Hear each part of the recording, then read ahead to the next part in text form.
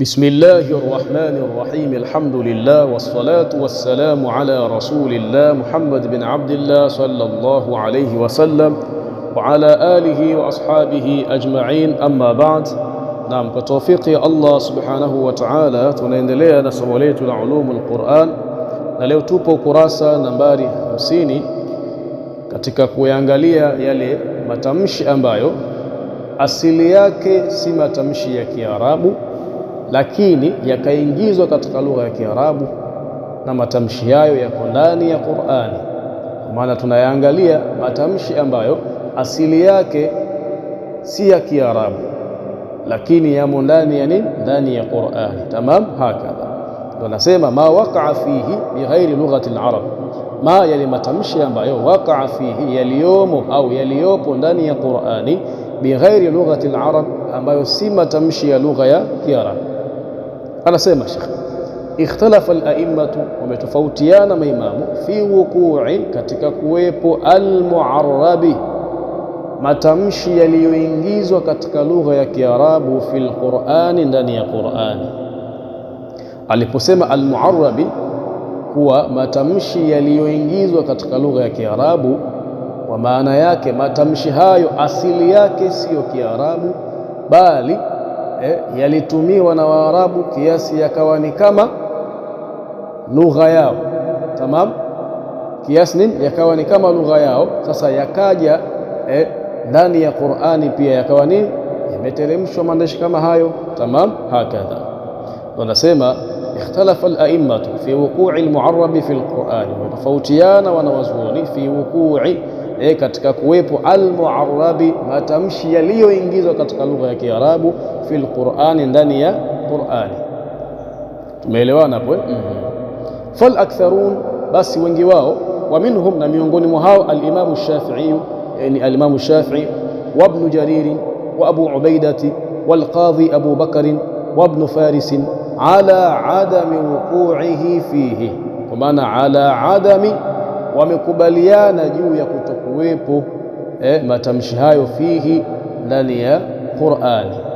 Fal aktharuna, basi wengi wao waliotajwa hapo, ala adami wuqu'ihi fihi, wamekubaliana juu ya kutokuwepo matamshi hayo ndani ya Qur'ani. Maana wamekubaliana kwamba ndani ya Qur'ani matamshi yote ni ya Kiarabu na hakuna matamshi ambayo si ya Kiarabu. Tamam. Kwa hiyo waliotajwa hapo wamekubaliana juu ya hilo.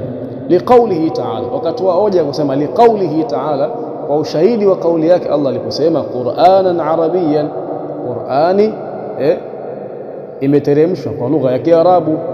Wa qaulihi ta'ala, na kwa ushahidi. Tamam, wa qaulihi ta'ala, na kwa ushahidi wa kauli yake nyingine Allah aliposema walau ja'alnahu Qur'anan a'jamiyan, lau tungeifanya Qur'ani a'jamiyan, si ya Kiarabu. Maana lau kama tungeifanya Qur'ani kuwa katika lugha nyingine ambayo si ya Kiarabu, la qalu, basi wangesema laula fussilat ayatuhu, lau nini, zingebainishwa basi aya zake, zingewekwa wazi aya zake, a'jamiyun wa arabiyun, a'jamiyun wa arabiyyun, manake ayakunu alqur'anu ajamiyan walladhi jaa bihi arabiyyun. Je, inakuwaje Qur'ani ina lugha nyingine ambayo si ya Kiarabu kisha aliyekuja nayo awe ni Mwarabu? Kwa hiyo wangesema hivyo, wangesema hivyo. Kwa hiyo hawa waliosema kwamba ndani ya Qur'ani matamshi yote ni ya Kiarabu na hakuna matamshi ambayo si ya Kiarabu, walitoa hoja kupitia aya hizi ambazo nazo ni aya za Qur'ani. Tamam. Waqad shaddada ash-Shafi'i, na hakika alizidisha al-Imam Shafi'i an-nakira, alizidisha nini? Kupinga, ala al-qa'il, juu ya yule mwenye kusema, ala al-qa'il, juu ya yule mwenye kusema, biwuqu'i shay'in, kuwepo chochote, min ghairi lughati al-arab, ambayo si lugha ya Kiarabu, fil Qur'an, ndani ya Qur'an. Al-Imam Shafi'i alizidisha zaidi kupinga jambo hilo. Waqala Abu Ubaidata, na amesema Abu Ubaidata, inma, hakika si vinginevyo, unzila al-Qur'anu, Qur'ani imeteremshwa bilisani arabiyyin mubinin, kwa lugha ya Kiarabu, mubinin, kwa maana wadhihin, iliyokuwa wazi. innama, hakika si vinginevyo, unzila alquranu, imeteremshwa Qur'an bilisanin arabiyyin mubinin, kwa lugha ya Kiarabu iliyokuwa wazi. Faman zaama, basi yoyote atakayedai, faman zaama, basi yoyote atakayedai au yoyote anayedai, anna fihi, kwamba ndani ya Qur'ani, ghaira al-arabiyyati, maana anna ghaira al-arabiyyati fihi, tamam, hakadha. Kwa faman zaama, basi yoyote anayedai, anna fihi, kwamba ndani ya Qur'ani, ghaira al-arabiyyati, kuna matamshi ambayo si ya Kiarabu, faqad a'dhama alqawla, basi huyo amesema maneno mazito sana, kwa maana amesema maneno ambayo hayafai kusemwa, maneno ambayo ni makosa, tamam, hakadha. Wa yuqabilu hadha alqawlu, na inatofautiana kauli hii ya Abu Ubaida, ma jaa an ba'dihim, inatofautiana ma na kauli jaa iliyokuja an ba'dihim, kupokelewa kutoka kwa mmoja wa wanazuoni, min jawazi wuqu'i dhalika, min jawazi, kwa maana kauli inayojuzisha wuqu'i dhalika, kuwepo hilo, kwa maana kauli inayojuzisha kuwepo matamshi ambayo si ya Kiarabu ndani ya Qur'an. Wa anna hunaka, na kwamba hakika huko, kwa maana katika nini, katika maeneo ya watu, katika mazingira ya watu, alfadhan, kuna matamshi ambayo ghaira arabiyyati, ambayo si ya Kiarabu, istamalaha al-arab, wameyatumia matamshi hayo Waarabu, wajarati majra alfasihi, na yakapita mapito kuwa ni matamshi fasaha.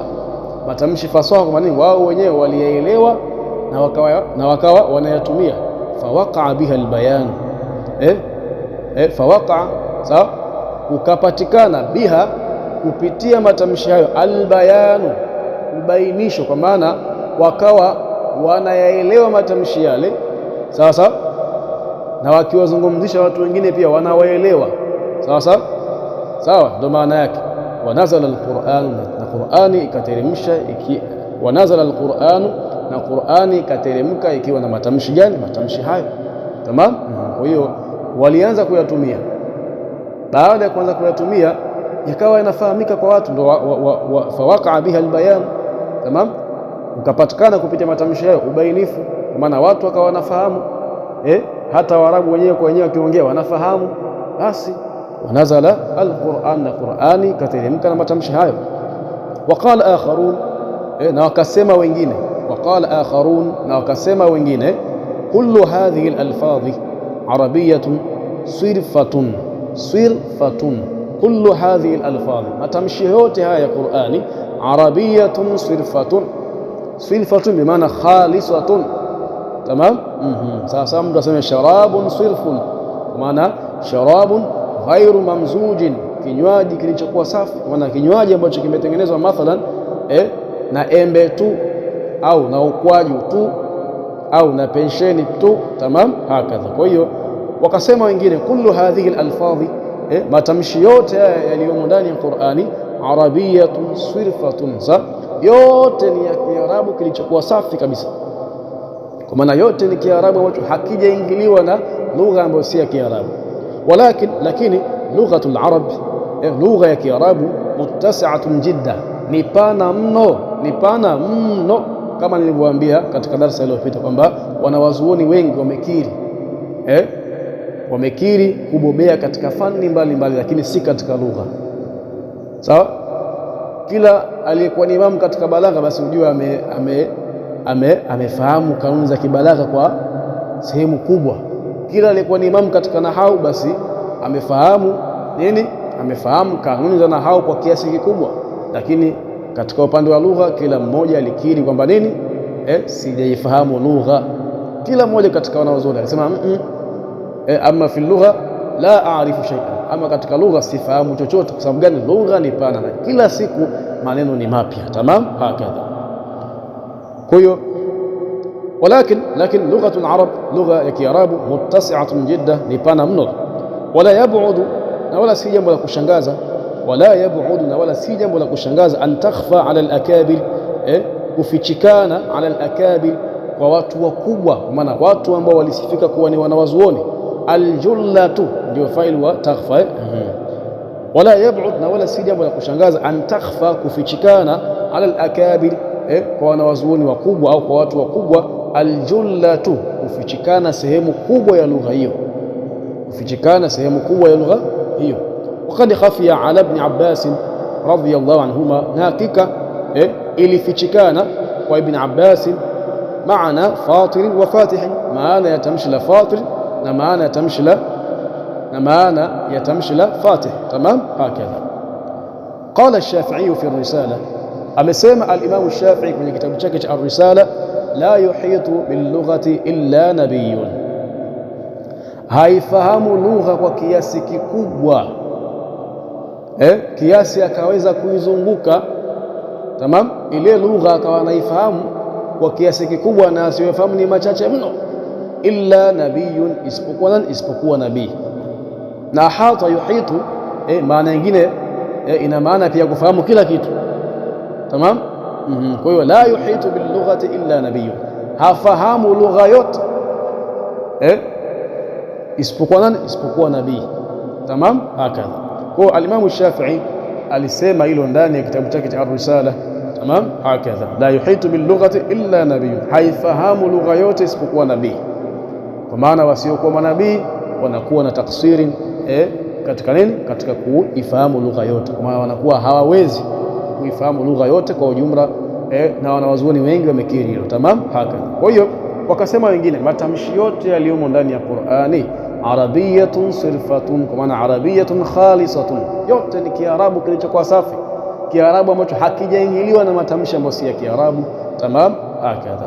Na akatoa hoja yao kwamba nini? Lugha ya Kiarabu ni pana, tamam, hakadha. Waqala Abu Ubaidi al-Qasim ibn Salam, tamam. Waqala Abu Ubaidi al-Qasim ibn Salam, was-sawabu indi, na usawa kwangu mimi, kwa maana lile ambalo ni la usawa indi kwangu mimi, anna hadhihi al-ahrufa, kwamba hizi herufi anakusudia hayo matamshi ambayo si ya Kiarabu, tamam, hakadha. Kwa anna hadhihi al-ahrufa, kwamba hakika hizi herufi usuluha a'jamiyatun, misingi yake ni lugha isiyokuwa ya Kiarabu, kama qala al-fuqaha, kama walivyosema wanawazuoni wa fiqh. Lakini herufi hizo waqa'at lil-arabi, ziliwafikia Waarabu, fa'arabatha, wakaziingiza katika lugha ya Kiarabu, bialsinatiha, kwa kuzichanganya na lugha zao, kwa kuzichanganya na kwa kuyachanganya na lugha yao, tamam, hakadha. Kwa hiyo lakini hizo herufi waqa'at lil-arab, ziliwafikia Waarabu, fa'arabatha, Waarabu wakaziingiza katika lugha yao, bialsinatiha, kwa kuzichanganya herufi hizo na lugha yao ya Kiarabu, wahawalatha, na wakazihamisha sasa herufi hizo an alfadh al-ajam, sasa kutoka kuwa ni katika matamshi ambayo si lugha ya Kiarabu, ila alfadhiha, kuyapeleka katika matamshi ya lugha yao ya Kiarabu, fasarat arabiyatan, tamam, herufi hizo zikawa ni sawa sawa na lugha ya Kiarabu. Thumma nazala al-Qur'an, kisha Qur'ani ikatelemka sasa na nini? Na herufi hizo, kwa maana na matamshi hayo ambayo mwanzo yalikuwa sio ya Kiarabu, baadaye akaja kuwa ni ya Kiarabu. Kwa maana mwanzo yalikuwa sio ya Kiarabu, Waarabu wakayachanganya katika lugha zao, sawa, yakawa ni ya Kiarabu. Sasa kwa sababu gani? Watu walikuwa wakifahamu maana yake pindi yanapotamkwa, tamam, hakadha. Kama sisi kwenye Kiswahili, kama sisi katika Kiswahili, matamshi mengi ni ya Kiarabu, matamshi mengi ni ya Kiarabu, lakini tukayaingiza katika lugha yetu ya Kibantu, tamam, sawa, na watu wakawa wakizungumzishwa kwa matamshi hayo wanayaelewa, basi ikawa ni lugha yetu, tukaita lugha gani? Lugha ya Kiswahili, tamam, hakadha. وقد اختلطت هذه الحروف بكلام العرب،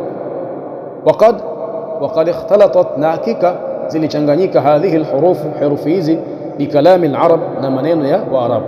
Faman qala, bas yule atakayesema innaha arabiyatun, kwamba herufi hizo kwa maana matamshi hayo arabiyatun, ni lugha ya Kiarabu au ni ya Kiarabu, tamam. Faman qala, bas yoyote atakayesema innaha arabiyatun, kwamba matamshi hayo ni ya Kiarabu, fahuwa sadiqun, basi yeye ni mkweli. Waman qala, na yule atakayesema ajamiyatun, matamshi hayo si ya Kiarabu, kwa maana asili yake si ya Kiarabu, fasadiqun, basi na yeye ni mkweli. Wamala ila hadha alqawli, na akaegemea katika kauli hii. Wamala ila hadha alqawli, na akaegemea katika kauli, kwa maana naye akachagua na kuikubali kauli hii. Aljawaliqiyu, aljawaliqiyu, tamam, aljawaliqiyu, mwanachuoni ambaye aitwa Aljawaliqiyu, wa Ibn al-Jawzi, na Ibn al-Jawzi, wa akharun, na wanawazuoni wengine. Na ukiangalia kauli hii ndiyo kauli ambayo ina usawa, tamam, ndiyo kauli ambayo ina usawa na ina nguvu zaidi, tamam. Hakadha wa hadhi amthilatu litilka al-alfadhi, wa hadhi, na hii amthilatu ni mifano, amthilatu ni mifano litilka al-alfadhi, ni mifano ya hayo matamshi ambayo asili yake si Kiarabu, lakini yakaingizwa katika lugha ya Kiarabu yakawa ni kama Kiarabu. Abariqu, abariqu. Haka Athalabi, ameeleza Athalabi fi fiqhi lugha, kwenye kitabu chake kiitwacho fiqhi lugha, annaha, kwamba tamshi hili la abariq farisiyatun, ni tamshi la Kifursi, kwani tamshi la Kiajemi. Waqala Aljawaliqiyu, na akasema Aljawaliqiyu, al-ibriqu farisiyun mu'arrabun, tamshi la al-ibriqu farisiyun, ni tamshi la Kifarsi, ni tamshi la Kifursi, mu'arrabun, lililoingizwa katika lugha ya Kiarabu. Wa maanahu, na maana yake, tariqul ma'i, njia ya maji, kwa maana mfereji wa maji, au sabbul ma'i ala hinatin, au mtiririko wa maji yanayotiririka taratibu, ndiyo maana ya al-ibriq. Au sabbul ma'i ala hinatin, au mtiririko wa maji yanayotiririka taratibu, tamam. Hakadha. Abun, tamshi la abun. Qala ba'dhum, alisema mmoja katika wanazuoni, wal hashishu, maana yake ni nyasi, kama namna tulivyozungumzia jana katika darasa yetu ya jana, tamam. Bilughati ahli al-gharbi, kwa lugha ya watu wa magharibi. Hakahu shaydhalatun, amelielezea hilo nani? Shaydhalatun. Ibla'i, tamshi la ibla'i. Akhraja ibn abi hatim an wahb ibn mamba, tamam. Hakadha. Akhraja ibn abi hatim, tamam. Akhraja, amepokea ibn abi hatim an wahb ibn mamba fi qawlihi ta'ala, katika kauli yake Allah aliposema ibla'i ma'aki, maana ya ardh ibla'i ma'aki, ewe ardhi, sawa, yadidimize maji yako chini, tamam, au yameze, tamam. Lakini kudidimiza ndio sahihi, tamam. Ibla'i ma'aki, ewe maji yadidimize chini maji yako. Qala bil habashiyya, izdardihi, tamam. Kwa hiyo tamshi hili la ibla'i ni tamshi la Kihabish, ni tamshi la lugha gani? Lugha ya Kihabish. Qala, akasema bil habashiyya, tamam. Tamshi hilo katika lugha ya Kihabish, izdardihi, lina maana ya izdardihi, na maana yake nini? Ni yadidimize, tamam. Hakadha. Akhlada, tamshi la akhlada. Qala al-Wasitiyu fi al-Irshad, amesema al-Wasitiyu katika kitabu chake cha al-Irshad, akhlada ila al-ardi, maana yake rakana, rakana bil abiriyya, kwa lugha gani? Kwa lugha ya abiriyya, tamam.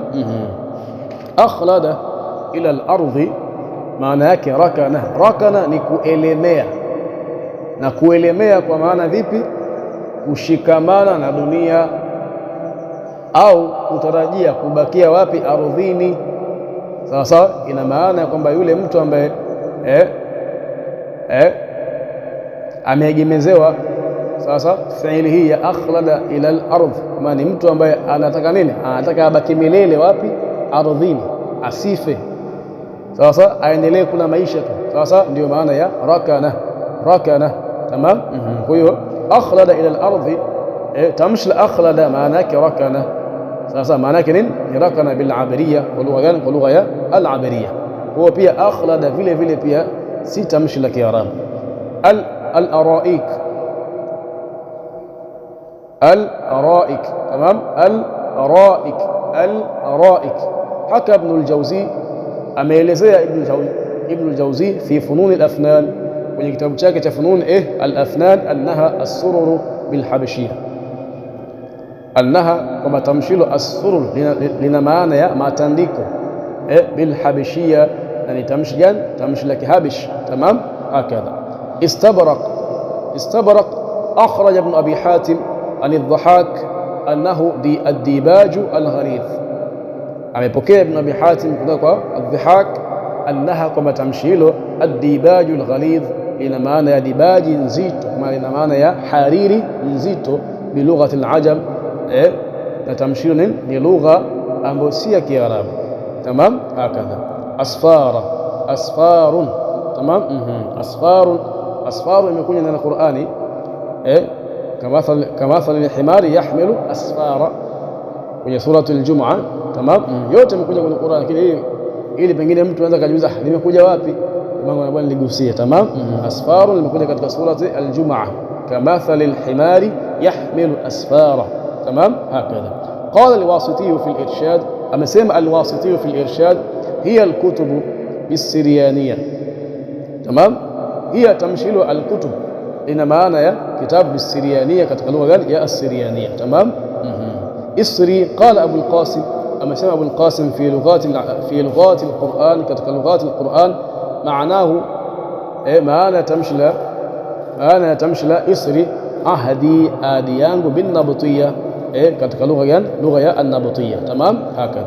Aqwab haka Ibn al-Jawzi annaha al-akwaz bin nabtiyya, ameelezea Ibn al-Jawzi kwamba tamshi hilo al-akwaz ina maana ya mabirika. Akwaz ni jamu ya kuzun, bilika moja. Al-akwaz ni mabirika, kwa hiyo akwabun lina maana ya al-akwaz bin nabtiyya kwa lugha gani? Lugha ya an-nabtiyya. Inahu kwa maana nafjuhu, yani nafdu at-ta'ami, kuiva kwa chakula. Sasa inahu maana yake nini? Nafju at-ta'ami, kuiva kwa chakula, bilisani ahli al-maghrib, katika lugha ya watu wa maghrib. Awahu akhraja Abu Shaykh Ibn Hibban min tariq, sasa amepokea Abu Shaykh Ibn Hibban, Abu Shaykh Ibn Hibbani min tariq Ikrimata an Ibn Abbas radiyallahu anhuma qala, amesema Ibn Abbas al-awahu al-muqinu bilisani al-habasha, maana yake al-muqinu mtu mwenye yakini au mwingi wa yakini. Sawa, mwingi wa yakini. Jana tumefasiri kwa maana gani? Kathiru duai wa tadharru'i, na kweli mtu mwenye yakini ya kiwango cha juu atakuwa ni mwingi wa kuomba dua na mwingi wa kunyenyekea mbele ya Allah subhanahu wa ta'ala. Kwa hiyo awahu Ibn Abbas amelifasiri kwa maana ya al-muqinu, mwingi wa yakini, bilisani al-habasha, katika lugha gani? Lugha ya al-habasha. Kwa hiyo utaona matamshi haya asili yake si lugha ya Kiarabu, asili yake ni hizi lugha ambazo zimetajwa hapa, lakini Waarabu wakawa wakiyatumia na wakielewana pindi wanapoyatumia. Tamam, basi yakawa ni kama nini?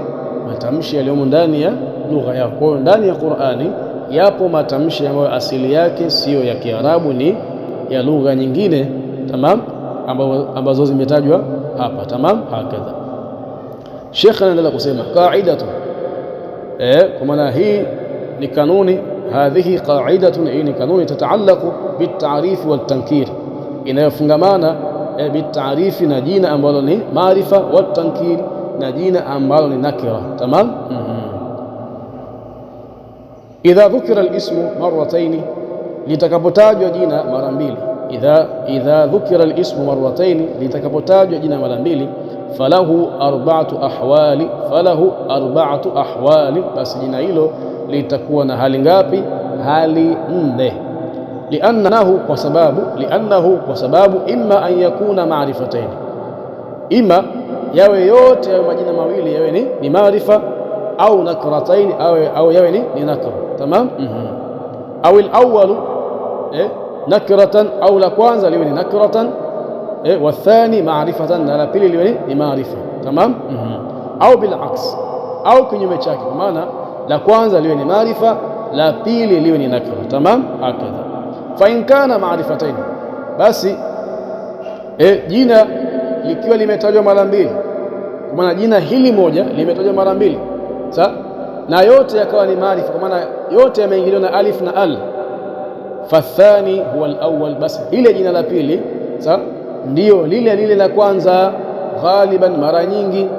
Kwa maana vipi? Kilichokusudiwa katika jina la pili ndicho kile kilichokusudiwa katika jina gani? La kwanza, ghaliban, mara nyingi.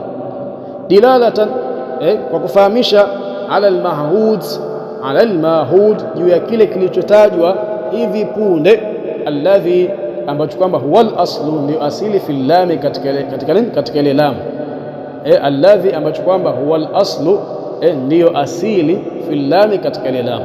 Tamam. Hapa anakusudia jina la maarifa. Jina ambalo ni maarifa ni lile jina ambalo limeingiliwa na al na nini? Na al. Al ni adatu taarif, alif na lam. Alifu na lam ni vyombo vya kulifanya jina kuwa ni jina maarifa, na jina lenye kufahamika. Tamam.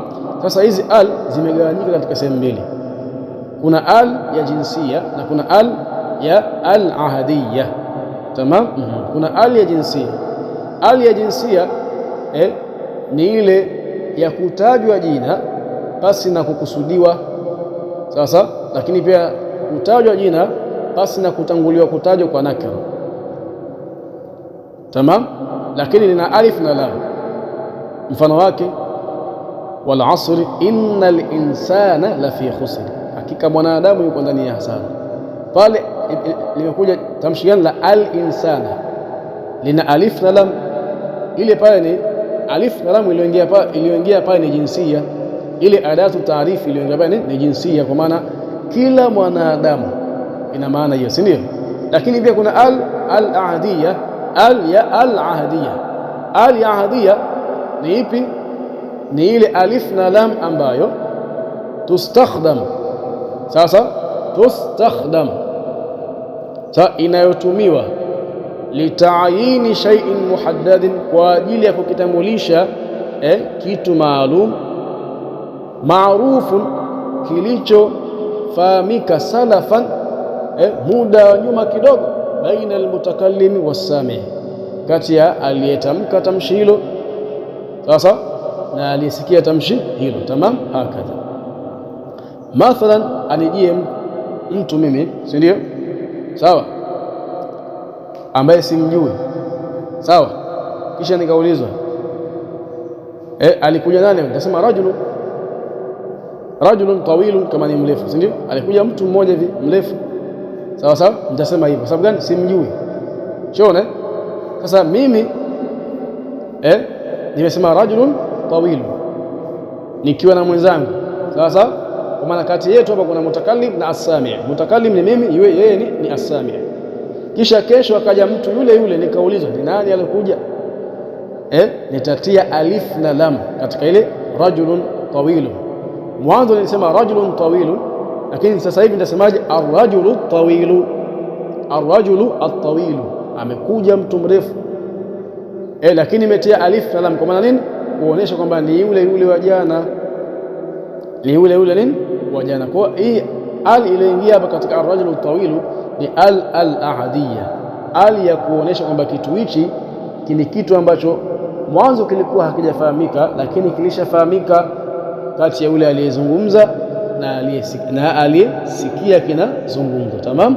Kwa hiyo al zimegawanyika sehemu mbili, kuna al ya jinsia na al-ahadiyya. Sasa hapa aliposema dilalatan ala al-ma'hudi alladhi huwa al-aslu fi al-lami, anakusudia nini? Ile lamu ya al-ahadiyya. Tamam. Hakadha. Kwa hiyo dilalatan, kwa kufahamisha, ala al-ma'hud, juu ya kile nini kilichofahamika hapa nyuma kati ya mwenye kuzungumza na mwenye kusikia, alladhi, ambacho kwamba huwa al-aslu, ndio asili, fi al-lami, katika nini? Katika ile lamu ya al-ahadiyya. Tamam. Mafhumu jamani hapa? Kuna lam al-ahadiyya na lam al-jinsiya. Hii lam al-ahadiyya inatiwa katika tamshi ambalo limekusudiwa kwamba ni tamshi fulani. Ar-rajulu tawilu, kwa mimi nimemkusudia kwamba ni yule mtu mrefu aliyekuja jana. Lakini ile lam ya al-jinsiya inatiwa katika jinsi ya kitu, lakini hakikusudiwi kitu maalum. Labda mtu mfano mwingine wa aljinsia, pengine mtanielewa, si ndio? Nikiandika ubaoni pale kuandikia wanafunzi wangu, ta'dhimul muallimi wajibu, kumheshimu mwalimu ni jambo la wajibu. Je, nakuwa nimemkusudia mwalimu gani pale? Sijamkusudia mwalimu yote, sijajikusudia mimi, sijamkusudia mwalimu mwenzangu. Tamam, hapo wanaingia walimu wote wa dunia nzima, kwa maana kumheshimu kila mwalimu ni jambo la wajibu. Ile lampa ni aljinsia. Kwa sababu gani? Ni alif na lam, sawa, zimeingia katika tamshi, lakini sio yani tamshi lile halijakusudiwa mtu maalum basi. Tamam, tamshi lile sawa, tamshi lile hajakusudiwa nini? Hajakusudiwa mtu maalum, bali wamekusudia watu wote wanaoingia katika jinsi ya tamshi lile. Kwa hiyo ta'dhimul muallimi wajibu, kumheshimu mwalimu ni jambo la wajibu. Ni mada sana kuwatolea wanafunzi. Tamam, hapo tamshi la almuallim limeingiwa na alif na lam, lakini alif na lam ni nini? Aljinsia, ni ya jinsi, kwa maana inaenea walimu wote wa dunia nzima. Tamam. Ta'dhimul walidi wajibu, sawa, au ta'dhimul walidaini wajibu, kuwaheshimu wazazi wawili ni wajibu, wanaingia wazazi wawili wote.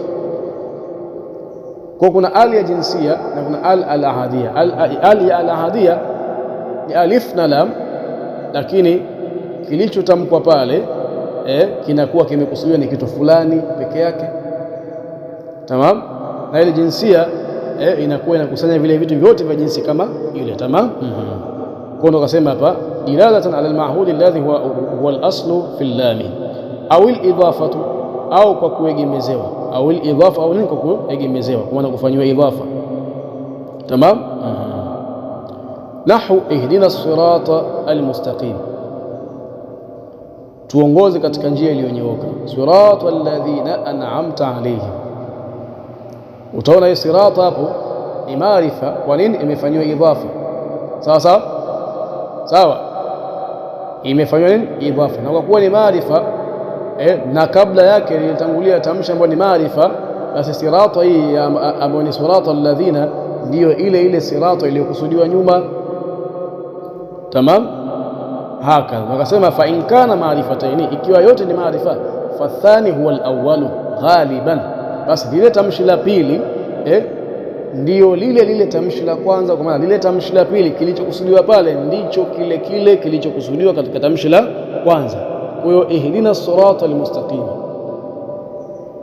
Allah tunakuomba utuongoze katika njia iliyonyooka. Sirata alladhina, njia ya wale ambao, kwa maana ni ile iliyokusudiwa hapo nyuma, an'amta alayhim. Waqihimus sayyi'at, na wakinge wao nini? Na madhambi. Wa man yattaqi sayyi'at, na kila atakayejikinga na madhambi. Utaona as-sayyi'at ya kwanza ni maarifa, as-sayyi'at ya pili ile ni maarifa. Kwa hiyo kilichokusudiwa katika sayyi'at ya kwanza ndicho kile kilichokusudiwa katika sayyi'at ya pili. Tamam. Kwa waqimu sayyi'at wa man yattaqi sayyi'at. Tamam, wakinge na madhambi, na kila mwenye kujikinga na madhambi pia wakinge. Tamam, hakadha. Kwa hiyo ni kanuni ya kwanza. Fa in kana ma'rifatayn fa athani huwa al-awwal ghaliban, wa in kana nakratayn, na ikiwa yote ni nakra, fa athani ghayrul awwali ghaliban, basi tamshi la pili sio lile tamshi la kwanza, kwa maana kilichokusudiwa katika tamshi la pili ni tofauti na kilichokusudiwa katika tamshi la kwanza. Wa illa, na kama si hivyo, la kana almunasib huwa taarifu, basi lingekuwa lenye kufaa sawa ni kufanywa kwa ni maarifa lile tamshi la pili, binaan, kwa kujengea ala kaunihi maahudan sabikan, sawa, kwa kujengea kwa maneno limeshafahamika hapo nyuma kati ya mwenye kuzungumza na mwenye nini, na mwenye kusikia. Nahu, mfano kusema Allahu alladhi khalaqakum min dha'fin thumma ja'ala min ba'di dha'fin quwwatan thumma ja'ala min ba'di quwwatin dha'fan wa shaybatan. Tamam. Fa inna almurada bidha'fi alawwali, hakika kilichokusudiwa kwa ule udhaifu wa kwanza an-nutfa ni nini? Ni tone la manii.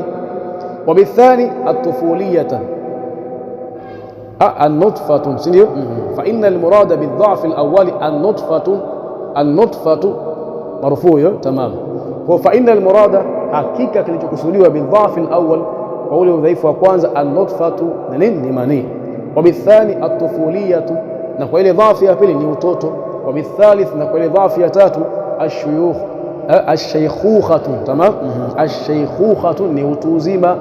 Kwa utaona matamshi haya yote ni nakra, yote ni nakra. Sawa sawa, na kwa kuwa yote ni nakra, basi la kwanza sio la pili, na la pili sio la kwanza, na la tatu sio la kwanza, na la tatu pia sio la pili. Tamam, hakadha, kwa maana kila moja linakuwa kimekusudiwa kitu tofauti na jingine. Tamam, hakadha. Waqad ijtamaa alqismani fi qawlihi ta'ala, na hakika vilikusanyika hivi vigawanyo viwili fi qawlihi ta'ala, katika kauli yake Allah aliposema fa inna ma'al usri yusran, inna ma'al usri yusran. Utaona hapo matamshi yamejirejea mara ngapi? Mara mbili. Na kuna matamshi ambayo ni maarifa yamejirejea mara mbili, na kuna matamshi ambayo ni nakra yamejirejea mara mbili.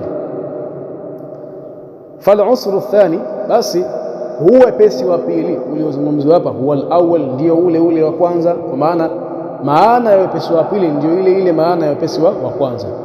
Wal yusru thani ghairu al-awwali, na usru ni dhiki afu jamani. Kwa fal usru thani, basi ile tamshi la usru la pili ambayo ina maana ya dhiki, wal awwalu, sasa ndiyo lile la kwanza, kwa maana limejirejea, lakini maana yake ni ile nini ya kwanza. Sawa sawa. Wal yusru thani, na wepesi wa pili, ghairul awwali, si wepesi wa kwanza. Kwa maana gani? Matamshi haya yusrun ya matamshi haya ya yusran maana zake ni tofauti, na hili tamshi la al-usru maana yake ni moja. Walihadha qala alayhi salatu wassalam, na kwa sababu hiyo alisema Mtume fil aya, katika aya hii, kwa maana alisema baada ya kuteremka nini aya hii. Tamam, ilivyoteremka aya hii Mtume alisikika akisema lan yaghliba usrun yusraini, dhiki moja haiwezi kushinda wepesi mara mbili. Tamam, la yaghliba usrun yusraini, dhiki moja haiwezi kushinda wepesi mara mbili. Tamam. Kwa hiyo nini kilichokusudiwa katika aya hii? Kilichokusudiwa kwamba ma'al usri yusrun qablahu wa yusrun ba'dahu, hicho ndicho kilichokusudiwa. Ma'al usri, katika dhiki huwa kuna wepesi kabla yake na kuna wepesi baada yake. Tamam. Kwa hiyo kwa kuwa mwanzo ulikuwa una wepesi ukaingia kwenye dhiki, basi utakuwa na subra tu. Sasa lakini pia hii dhiki baada yake unakuja nini? Unakuja wepesi pia, kwa maana dhiki haikai siku zote, itaondoka. Itakapoondoka utakuja wepesi. Kwa hiyo wewe kwa hii dhiki ambayo umeipata hautoshindwa kuwa na subra mbele ya Allah subhanahu wa ta'ala. Tamam.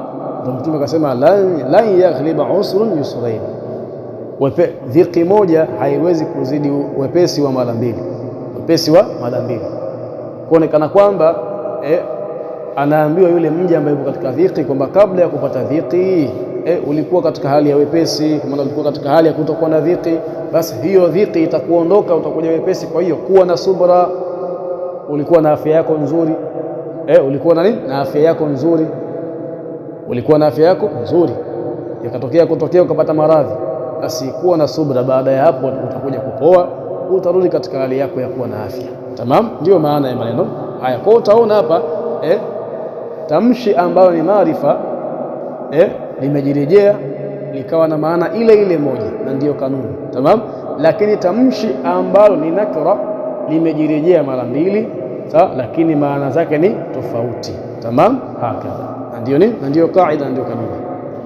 Wa in kana al-awwal nakratan wa thani ma'rifatan, na likiwa tamshi la kwanza ni nakra na la pili ni maarifa, fa thani huwa al-awwal, basi la kwanza basi la pili fa thani, basi tamshi la pili wal awwal, ndio lile la kwanza, kwa maana maana yake ni ile ya kwanza. Hamlan ala al-hahdi, hamlan kwa kubebewa, ala al-hahdi kwamba nini, lilifahamika hapo nyuma kati ya mwenye kuzungumza na mwenye kulisikia.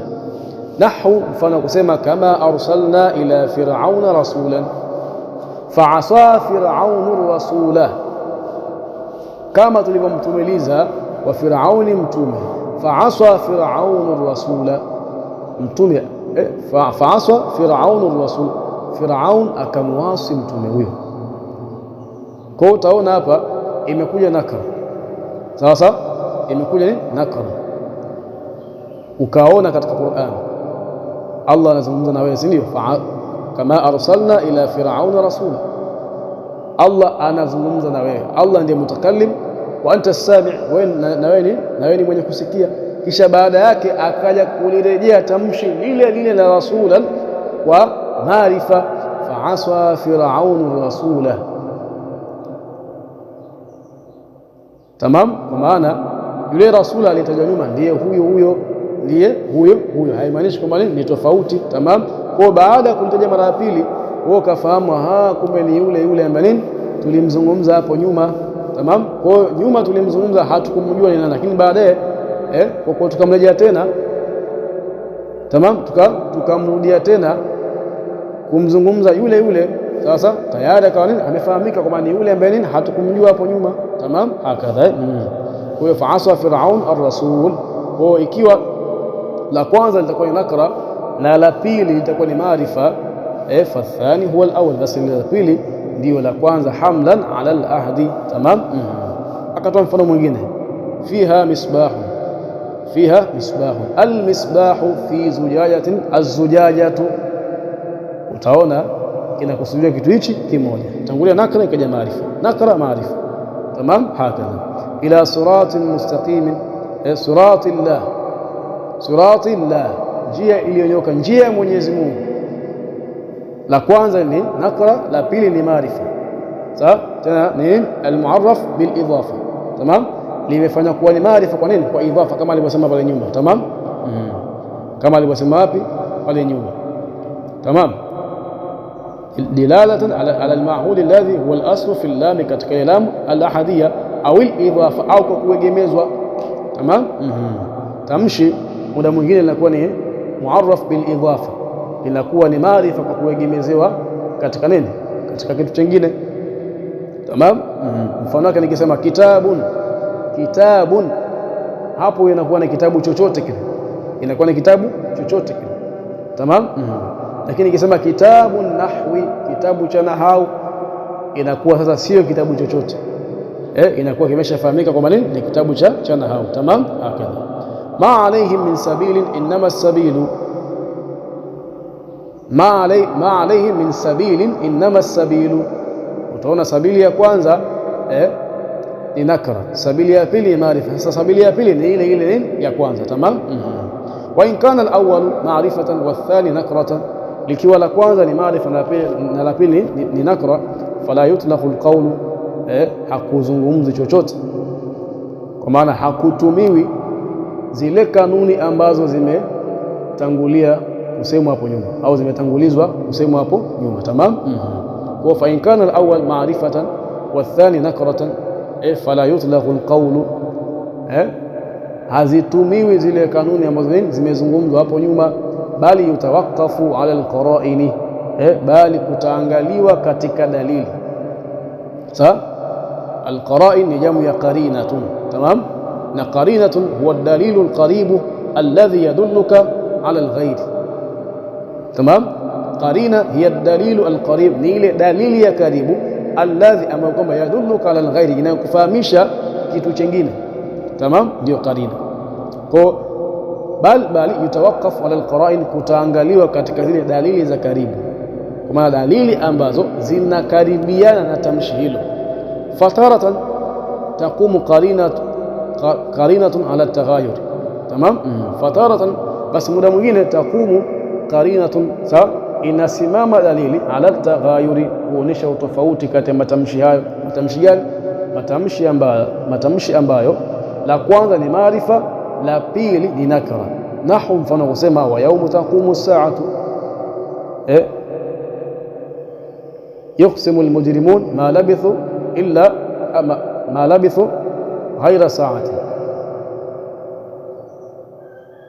Tamam.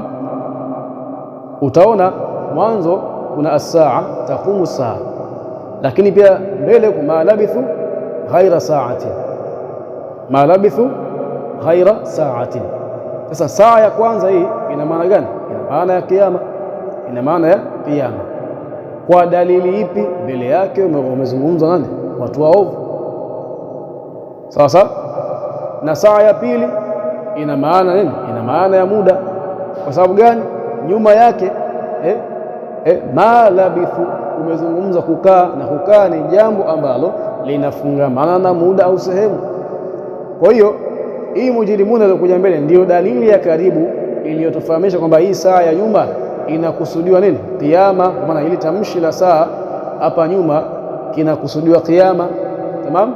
Na hili tamshi la ma labithu, hii fiili ya labith, tamam, fiili ya labith ya kukaa, ndiyo nini? Ndiyo dalili iliyotufahamisha kwamba hii saa ya pili kumekusudiwa nini? Kumekusudiwa muda. Tamam. Hakadha.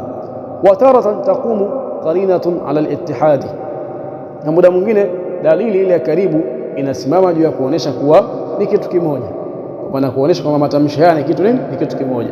Nahu, mfano kusema wa laqad darabna lin-nasi fi hadha al-Qur'an min kulli mathalin la'allahum yatadhakkarun.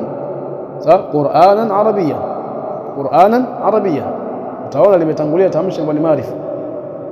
Fi hadha al-Qur'an ikatajwa nini? Ikatajwa Qur'an, ikatajwa Qur'an, kisha mbele pia likaja tamshi nyingine ambalo ni nakra. Vile vile pia itamshi gani? La Qur'an. Kwa utaona hapa kinakusudia kitu gani? Kitu kimoja. Kwa sababu gani? Hakuna dalili ambayo imetutoa sisi tukaweza kuyafahamu matamshi haya kwa namna nyingine. Sawa sawa. Dalili zote, kwa maana haya matamshi ambayo yamefungamana na haya matamshi mawili, sawa sawa, yote yanatuonesha kwamba nini? Haya matamshi mawili ni kitu kimoja. Tamam. Karina, maana ya karina ni haya matamshi yanayofungamana na matamshi haya ambayo yamefanana. Tamam. Kwa utaona walaqad darabna linnasi fi hadha alqur'ani min kulli mathalan la'allahum yatadhakkarun qur'anan arabiyya, Qur'ani ambayo ni ya Kiarabu. Kwa utaona ni kitu kimoja. Wa ila huna intahi. Alkamalu lillah wal ismatu lil anbiya wan naqsu lana wa hadha. Assalamu alaykum wa rahmatullahi wa barakatuh. Wal afwa minkum.